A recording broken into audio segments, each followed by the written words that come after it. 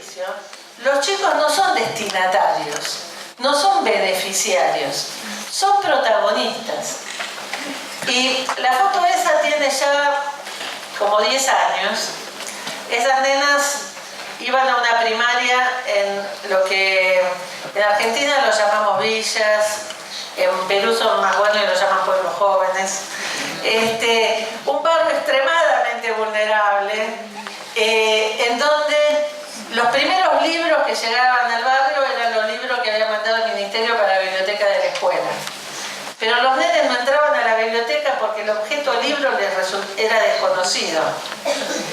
Y entonces se les ocurrió con un carrito que les pidieron prestado al supermercado, sacar los libros a la plaza y sacar los libros al barrio y convertirse en bibliotecarios de su localidad. Esas nenas en tercer grado estaban alfabetizando a sus papás. Estaban promoviendo la lectura en su comunidad. De ninguna manera eran pobrecitas. Esas nenas ahora están en la secundaria, están terminando la secundaria. Yo tuve la oportunidad el otro día, hace un tiempo, de pasar por Tucumán y me contaban que una quiere ser abogada, la otra está pensando en ser profesora. Y son nenes que desde muy chiquitos supieron que aunque fueran pobres, que aunque fueran de un barrio marginal, eran capaces de hacer grandes cosas. Y vinieron a Buenos Aires y recibieron el premio presidencial de mano del presidente de la Nación. Nadie lo va a parar a esos chicos. Entonces, esto es lo que nosotros sabemos por experiencia. Y lo sabíamos intuitivamente hace 17 años. Pero empezamos a tener datos más concretos. Claes hizo una investigación, por ahí anda Martín Yerulo, que es el autor, de una investigación sobre qué impactos relevan los docentes de escuelas que vienen haciendo aprendizaje-servicio de hace muchos años en sus estudiantes. Y vemos que hay cosas que son centrales en los procesos educativos y que a veces parecen inalcanzables, como fortalecer la autoestima de chicos que a veces viven en situaciones tremendas, como fortalecer las competencias comunicacionales y que los chicos sepan leer, escribir y hablar y expresarse. Bueno, esas cosas son posibles y fíjense los porcentajes de docentes que dicen que el aprendizaje-servicio impactó en la calidad educativa de sus escuelas. Y también los que vienen de escuelas vulnerables, como dicen que impactaron estos proyectos en que los chicos repiten menos, vienen más a la escuela, mejoran sus rendimientos. Uno podría decir, bueno, pero estas son impresiones de los docentes. Algunas escuelas empiezan a tener estadísticas de largo tiempo. Estas son estadísticas de una escuela que está presente, la Escuela Españolo. En el 97, esta escuela técnica de la periferia de Junín, en Mendoza, tenía 40% de repitencia. Era lo que hoy llamaríamos pudorosamente una escuela con vulnerabilidad socioeducativa. Se les ocurrió a algunos de los profesores empezar un proyecto institucional de aprendizaje-servicio en el 98. Y fíjense que fue lo único que cambió en la escuela y cómo impactó en el descenso de la repitencia y cómo impactó en el aumento de la retención. Una escuela que dice que perdió un solo alumno y porque se mudó a otra provincia, hoy parece casi un milagro, comparado con los porcentajes medios de muchas provincias. Y no es un milagro. Pasa porque es una escuela que tuvo un proyecto y que le ofreció a sus estudiantes ser protagonistas de verdad de sus aprendizajes. Porque en definitiva, si decimos que el aprendizaje-servicio es una filosofía de la educación, es una pedagogía, es porque es una manera particular de entender el proceso mismo de conocer. Es una epistemología, en el sentido de que piensa el conocimiento no como un producto que se compra y que se vende o que se adquiere solo para beneficio individual, sino como un bien social que uno tiene la responsabilidad de compartir con otros. Y por eso, últimamente empieza a aparecer en la educación superior disciplinas en la investigación que se llaman investigación comprometida, investigación basada en la comunidad. Aquí hay representantes de toda una red internacional de Community Based Research, de investigación basada en la comunidad.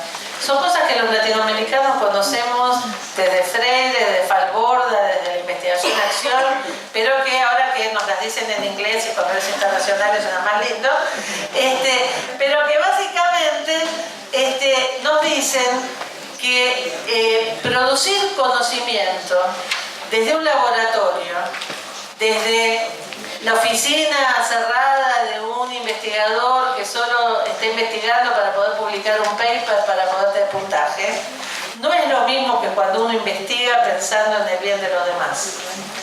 Porque cuando investiga pensando en el bien de los demás, necesita salir del laboratorio, y por eso este tipo de investigaciones generan un diálogo entre saber científico y saberes populares y saberes originarios que no se da normalmente en los campos académicos.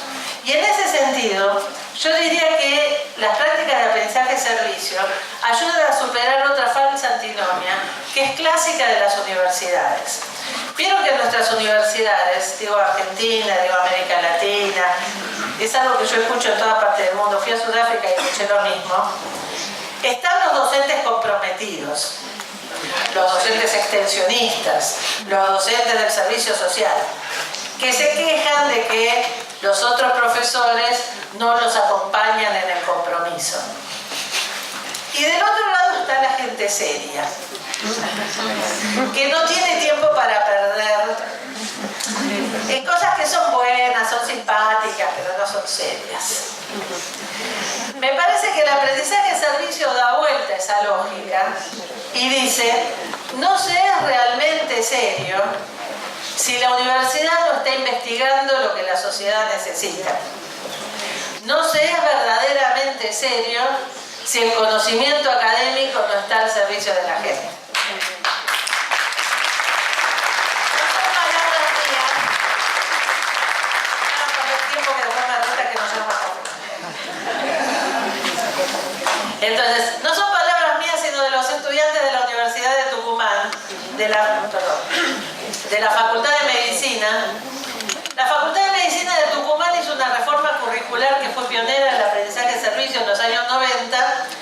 Decidieron que cuando terminaban con el hospital escuela, para recibir el título de médico, en Tucumán tenían que irse 6 meses al campo o a una sala de salud en la periferia de San Miguel de Tucumán o de Salta o de Jujuy y hacer 6 meses de trabajo y de investigación para hacer su tesis en un contexto comunitario.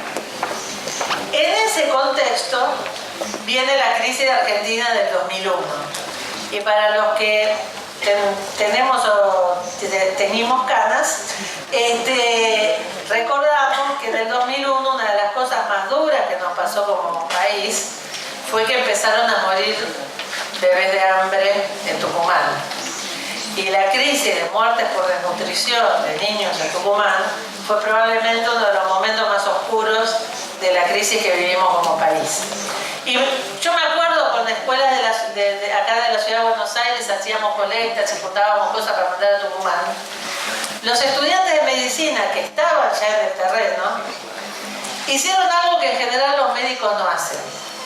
Salieron del centro de salud, salieron del lugar protegido, del hospital escuela, para ir a golpear las puertas de los ranchos y ofrecerse a hacer los diagnósticos en el lugar. Porque la investigación que habían hecho en terreno les había mostrado que los casos de muerte por desnutrición habían sido porque los padres no tenían elementos para darse cuenta de cuando su bebé estaba en peligro y para cuando lo llevaban al hospital o a la salita de salud era demasiado tarde. Entonces, recorriendo ranchos y golpeando puertas, en 2 años siguieron, acompañaron y sacaron de cuadros de gravedad y le salvaron la vida a más de 400 niños en la provincia de Tucumán. Además de trabajar en la comunidad, investigaron.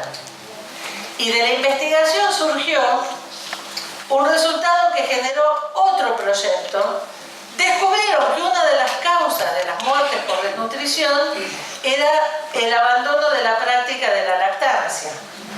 Y que había leyendas urbanas en Tucumán por las cuales las madres jóvenes pensaban que era mejor la leche en polvo y que además la leche en polvo no deformaba el gusto porque supuestamente la lactancia lo hacía. Y entonces los estudiantes de medicina se plantearon si ellos sabían lo suficiente de lactancia como para acompañar a la comunidad. Y se les ocurrió hacer una encuesta entre estudiantes avanzados de medicina y resultó que los estudiantes a punto de recibirse no sabían lo suficiente de lactancia. Y entonces se dio toda la vuelta, además de salvar vidas afuera, cambiaron el currículum adentro y generaron un curso específico porque ese era un problema de salud pública en la provincia al que había que atender. Y entonces ahora surgió otro proyecto de aprendizaje-servicio, que es que los alumnos de los años inferiores que no pueden atender gente, van a los hospitales, a las salas de espera de obstetricia, para que mientras las señoras hacen cola para que las atiendan, las señoras embarazadas, les enseñan la importancia de la lactancia. ¿Sí? Fíjense cómo acá la universidad tuvo que investigar, tuvo que cambiar su currículum para atender problemas reales. A mí me parece que esta es una universidad seria. Y que cuando nos vienen con los papers abstractos y serios, supuestamente serios, tenemos que preguntarles si son serios de verdad y a qué les sirven. En ese sentido,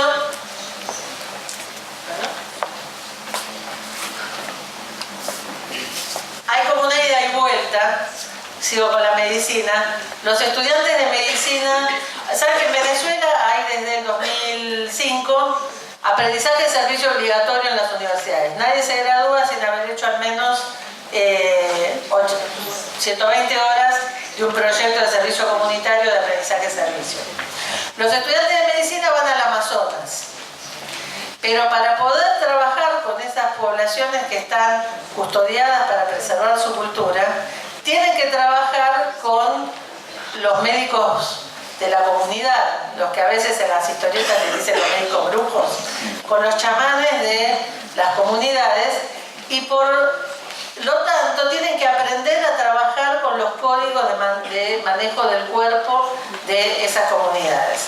Y entonces entra en el currículum la cuestión de las plantas medicinales, las tradiciones originarias, y el currículum de los conocimientos científicos tradicionales se enriquece con los conocimientos originarios. Una cosa universal que pasa, esto miren, hice una captura de pantalla de la página de Facebook de una amiga que yo le digo Ivy, que se llama Ivy Munston Tan, es la directora de formación docente de Singapur.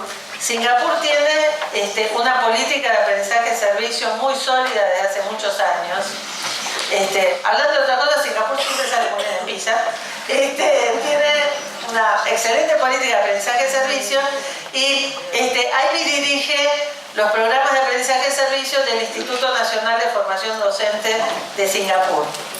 Y posteó un comentario que le había hecho una alumna que le decía: querida doctora Tan, solo quería expresarle de todo corazón mi agradecimiento por lo que compartimos en nuestras últimas 3 semanas del proyecto de aprendizaje de servicio. Realmente me fue muy útil y muy inspirador.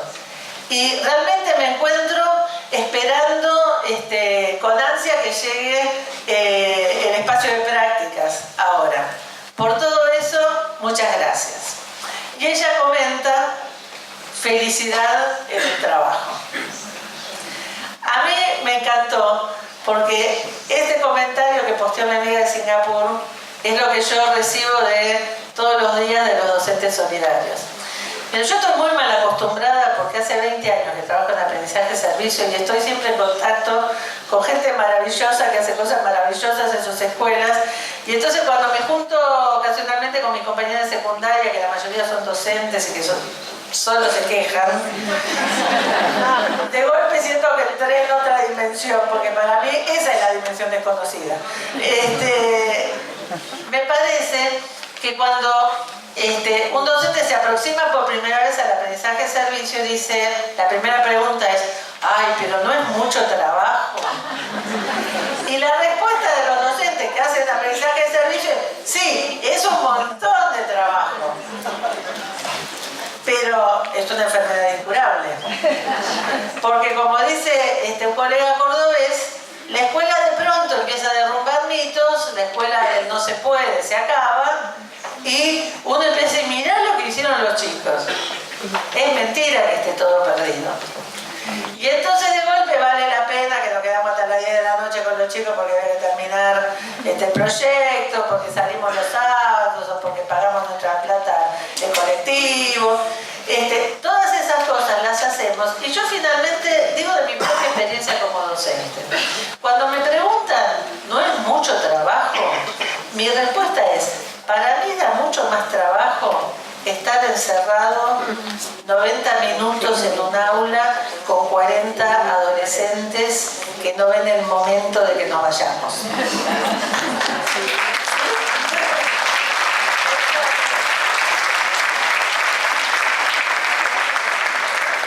Parece que a ustedes también les pasa. Miren, yo si hay algo que creo que algún día tendríamos que hacer una investigación seria, es cómo cambia el vínculo entre educador y educando con el aprendizaje-servicio. Porque yo lo que veo es docentes que siguen siendo el maestro, que siguen siendo el titular de la cátedra, pero que tienen un vínculo con los estudiantes que no es el vínculo tradicional de entro, doy mi clase y me voy. Nos conocemos, nos queremos, sabemos todo de nuestras vidas, y tenemos el vínculo de que hemos construido juntos cosas grandes. Y ese vínculo es un vínculo que no se rompe con los años y que uno ve que no es casualidad que los estudiantes que hicieron aprendizaje de servicio en una cátedra ahora quieren ser los ayudantes de cátedra. Yo ayer me emocioné mucho cuando vi de verdad por ahí en la sala la docente del Españolo de Mendoza, que cuando yo conocí el proyecto era la alumna del proyecto de aprendizaje de servicio.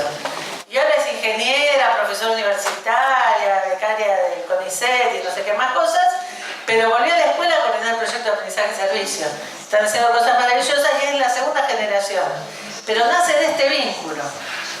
Entonces, hacemos aprendizaje de servicio porque aunque sea mucho trabajo, nos enriquece a nosotros como personas y como profesionales de una manera que otras estrategias didácticas no lo hacen.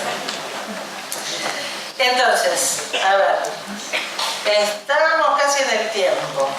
Así que yo ahora voy al galope, total, después descargan de internet la ponencia y se la ven tranquilos. Hay acuerdos en todo el mundo, hay investigaciones, sobre todo de Estados Unidos, que muestran, pero también algunas investigaciones latinoamericanas que muestran el impacto positivo del aprendizaje de servicio en los aspectos educativos. Sobre todo en América Latina tenemos muchas evidencias, muchos testimonios y también muchas investigaciones que muestran el impacto que tienen nuestros proyectos en la comunidad. Pero como les decía antes, en el genérico estamos entre el genérico y el genérico reforzado y hay un pequeño debate entre aprendizaje-servicio o aprendizaje-servicio solidario. Los colegas españoles, ustedes saben que España es un estado muy plural. En la comunidad autónoma de Cataluña se habla de aprendizaje de servicio y en la comunidad autónoma del País Vasco se habla de aprendizaje de servicio solidario. Es muy plural. A mí me parece que la diferencia tiene que ver con algo que dicen de nuevo los colegas de Sudáfrica y que me encantó porque lo que venimos diciendo hace como 15 seminarios, que no es lo mismo hacer el aprendizaje de servicio desde una mirada de beneficencia que hacer el aprendizaje de servicio desde una mirada de cambio social, de búsqueda de justicia social, de equidad y de construcción colectiva. Es completamente distinto. Uno puede aprender mucho en un proyecto en donde hay una maravillosa red curricular en torno a un programa sobre el hambre, en el que vamos 2 veces a repartir sopa al refugio de los homeless, de los sin techo. Se puede aprender mucho igual, pero el impacto en la comunidad no es el mismo en una actividad de beneficencia que en un proyecto social bien pensado como en función del cambio social.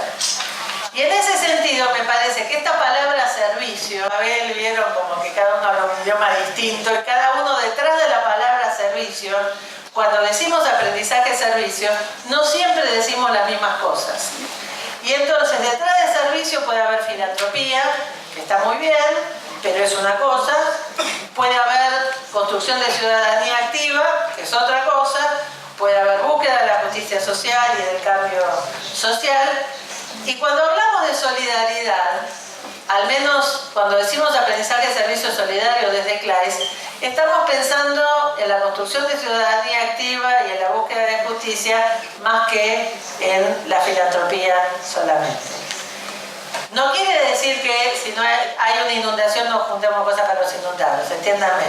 Lo que estoy diciendo es que todos sabemos que conjuntar alimentos perecederos no alcanza porque podemos estar los próximos 500 años juntando alimentos no perecederos. Si no entendemos por qué la gente tiene hambre. Entonces, me parece que también desde las culturas originarias de América Latina y de África hay expresiones, hay conceptos de nuestros pueblos que tienen que ver también con esta idea de solidaridad. Hoy la embajadora de Ecuador no lo mencionó, pero el programa de escuelas solidarias del Ministerio de Educación del Ecuador está dentro de un programa que se llama Escuelas del Buen Vivir. Porque en quechua el buen vivir quiere decir estar en armonía con la naturaleza y con los demás. Y entonces ese era el lugar para las escuelas solidarias. Fíjense, no es el lugar para ayudar, no, es el lugar para estar en armonía con el ambiente y con los demás. Cuando en Sudáfrica dicen Ubuntu, no sé si lo pronuncio bien, pero yo soy porque nosotros somos, esa filosofía de la comunidad que está tan estrechamente en la cultura africana. Los que vinieron al seminario el año pasado se acuerdan que la Universidad de Kenia nos decía que en el escudo nacional de Kenia está esta palabra Harambee, que quiere decir tirar para adelante juntos. Y eso está en el escudo nacional. Y para ellas el aprendizaje de servicio tiene sentido porque es Harambee. Entonces, cuando nosotros decimos solidaridad, estamos diciendo todo esto. Y estamos también diciendo lo que la Revolución Francesa, ¿se acuerdan de libertad, igualdad, fraternidad? Bueno, miren, hay un autor, un politólogo italiano, Baggio, que dice que de esas 3 banderas de la Revolución Francesa surgieron modelos políticos inspirados en la libertad y modelos políticos inspirados en la igualdad. Pero que estos modelos fracasan si no tienen en cuenta la bandera olvidada de la fraternidad. Y me parece que esta es una bandera que es del aprendizaje de servicio. Van a ver que hay varios libros allá en el fondo, hay toda una red universitaria de estudios sobre fraternidad en América Latina que está produciendo una colección de libros muy interesantes que, dirigido por un colega chileno, Rodrigo Mardones, acaban de sacar un libro sobre educación y fraternidad, en donde metí un capitulito sobre aprendizaje de servicio, porque me parece que esta idea de que nos reconocemos como hermanos y por lo tanto el servicio no es algo que hago porque soy extraordinariamente bueno y me da ratos libres, sino porque es mi hermano y porque si a él le falta algo, me falta a mí. Y esa es la motivación de fondo que está debajo de nuestros proyectos, en la raíz de nuestros proyectos. Esta es una idea que se la robé a Nocifo, de una presentación a una colega sudafricana.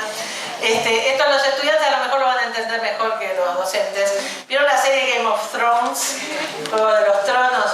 Bueno, a veces hay ciertas beneficencias y hay ciertos servicios en donde a uno le gustaría sentirse la reina que libera a los pobres cautivos, ¿sí? Y en donde todos le agradecen y la victorian y la llevan en astas, ¿sí? Y a veces nos sentimos un poco la reina con los dragones, ¿no? Pero no es esa la idea. La idea no es ser los salvadores de la patria. La idea es, y muchos habrán visto El Señor de los Anillos, es que aun cuando la cosa se pone dura, y se nos vienen todos los orcos y todos los monstruos encima, nosotros cerramos filas con los hermanos y trabajamos juntos codo a codo. Aunque nuestra fraternidad del anillo sea un rejunte, diríamos en porteño, en donde están los elegantes elfos y los horribles enanos, están los grandes guerreros y los hobbits, y aunque seamos muy distintos, estamos unidos en que estamos todos tirando para adelante, ¿sí? Y me parece que esta es nuestra idea de solidaridad. Y miren, siempre que voy a congresos en Estados Unidos, me cuesta trabajo a veces que me traduzcan, porque solidarity en inglés suena una palabra así súper radical y súper politizada, y para nosotros solidaridad es lo más normal, es cómo se vive, es ser una buena persona, es desde la donación de sangre hasta poner paneles solares y todas las estaciones intermedias. Entonces, en ese sentido, como hemos dicho en muchos otros seminarios, nuestra solidaridad no es una beneficencia vertical, sino es una construcción horizontal, algo que tiene que ver más con el compartir, con la reciprocidad, con equidad y con fraternidad, que con ayudar a los pobres. En ese sentido, siempre en el aprendizaje-servicio descubrimos que somos beneficiarios los unos de los otros. A mí cuando a veces tengo que presentar proyectos para los donantes de CLAIS y me ponen número de destinatarios, siempre me ponen en un lío. Y últimamente pongo una nota aclaratoria y digo, en nuestros proyectos son destinatarios los estudiantes que protagonizan el proyecto y las personas de la comunidad que participan en el proyecto. Porque en realidad aprendemos los unos de los otros. En estas son fotos de una escuela técnica del sur de Chile, que los chicos iban a hacer sus prácticas de construcción acordando con la comunidad mapuche que era lo que necesitaban que construyeran en su comunidad. Pero a la noche se juntaban en el fogón y entonces los ancianos de la comunidad y la gente de la comunidad les hablaba de las tradiciones mapuche para que esos chicos pudieran tomar contacto con sus raíces o conocer la cultura del pueblo mapuche. Entonces todos estaban aprendiendo y recibiendo y eran todos beneficiarios los unos de los otros. Que solucionamos algo porque juntamos y repartimos a una solidaridad inteligente, que exige desarrollar el pensamiento crítico, que exige desarrollar abordajes a problemas que son complejos, que son multicausales, que no es apretar un botón y solucionar el problema, que exigen abordar dimensiones que tienen que ver con lo personal de los alumnos, con el grupo, pero también problemáticas grupales, socioambientales, políticas. Atender las emergencias casi no requiere conocimientos, aunque requiere un mínimo de conocimientos. Esta diapositiva es un homenaje a los colegas chilenos. La foto es de cuando se incendió Valparaíso, o mejor dicho, cuando se incendió una parte de Valparaíso. Y hubo una oleada de solidaridad también acá en Argentina, se juntaron cosas para mandar a Valparaíso. Y yo suelo leer los diarios chilenos y me encontré esta foto que me causó mucha gracia. Era un artículo sobre las donaciones más inútiles que había recibido la campaña en Valparaíso. Y entre ellas estaba esa foto de un sachet de yogur, que por supuesto desde que lo donó, la persona que lo donó hasta que llegó, había que tirarlo. Entonces, digo, no se necesita mucha ciencia, aunque un poco de conocimiento se necesita para incluso la campaña más básica de solidaridad. Yo me acuerdo de una escuela muy elegante de zona norte de Gran Buenos Aires, una escuela bilingüe muy top, bachillerato internacional, que su primer proyecto de aprendizaje de servicio fue, estaban haciendo una colecta de alimentos no perecederos. La profesora de biología agarró el canasto de las donaciones, lo llevó al aula y las desafié a las alumnas a que midieran el valor nutricional de las cosas que habían donado. Porque como las niñas manoteaban de la alacena, lo primero que encontraban a las 7 de la mañana para poner el canasto, había trufas, había champiñones, había unas salsas muy fabulosas, pero que digamos que al comedor comunitario de la Cava no le iban a servir de mucho. Lo que me contaban muchas universidades chilenas es que lo que puso de relieve el incendio en Valparaíso es que no se incendió de casualidad lo que se incendió. Se incendió en la zona más pobre, más vulnerable de Valparaíso. Es como pasa en Argentina con las inundaciones, no es casualidad que se inunden siempre lo mismo. Y entonces ahí es donde necesitamos abordar la complejidad de la problemática. Que hay cuestiones que tienen que ver con la vivienda, con la salud, con el empleo, con la educación, con el acceso a la justicia, con los canales de participación comunitaria. Y entonces, ahí es donde me parece que empezamos a encontrar la raíz de por qué el aprendizaje de servicio es un aprendizaje de calidad. Porque cuanto más desafiante, más complejo, más significativo para la comunidad es el problema que tenemos que abordar, más nos obliga a aprender. Más nos obliga a motivarnos a aprender más cosas y a investigar y a hacer trabajo interdisciplinario y a reflexionar. Ninguna disciplina soluciona un problema real por sí sola. Y entonces los de historia tenemos que hablar con los de química y los de exacta con los de sociales, y entonces pasan esos milagros de que se realiza la interdisciplina de verdad. Yo, ya yendo hacia el final, quiero centrarme en esta palabrita de reflexión. Para el aprendizaje de servicio, la reflexión sobre la práctica es un aspecto crítico. En el documento de orientaciones para el desarrollo de proyectos sociocomunitarios del Ministerio, dice: la reflexión tiene que ser acerca de los contextos socioeconómicos y políticos en los que se sitúa el problema a abordar. No podemos caer ingenuamente. No podemos ni querer reemplazar al Estado, ni hacer cosas que ya están haciendo otras organizaciones, ni pensar que desde la escuela o desde la universidad podemos abordar toda la problemática. Reflexión es hacerse las preguntas difíciles y no escaparle a las respuestas.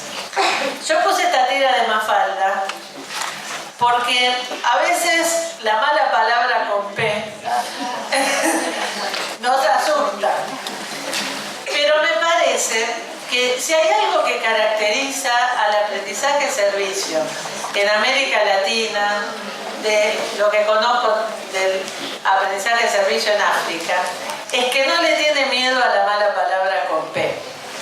Porque en definitiva, de lo que estamos hablando es de construir países más justos. Y entonces también hay que golpearle la puerta al intendente, también hay que ir y discutir con el ministerio, también hay que ir y abordar a quienes tienen la obligación de cumplir ciertas cuestiones. Y por eso, en definitiva, el aprendizaje de servicio construye esa ciudadanía activa y participativa que todos los proyectos educativos institucionales dicen que debemos desarrollar, pero que cuesta mucho hacer cuando están todos los niños prolijamente sentados en el aula. Voy a cerrar con dos frases. Esta de Adela Cortina, que dice de la filósofa española, que dice que no se consigue una sociedad más justa con ciudadanos mediocres. Yo me acuerdo cuando estábamos en mitad de la crisis del 2001, yo estaba trabajando con Daniel Filmus en el Ministerio de Educación de la ciudad, y Daniel publicó un artículo en el 2001 que decía: estamos todos preocupados de qué país le dejamos a nuestros hijos. Pero nosotros como educadores tenemos que preocuparnos de qué hijos le dejamos a nuestro país. Y me parece que nosotros en lo que estamos trabajando es en dejarle a nuestro país, a nuestros países, los hijos que nos merecemos. Y por eso yo quiero terminar con esta foto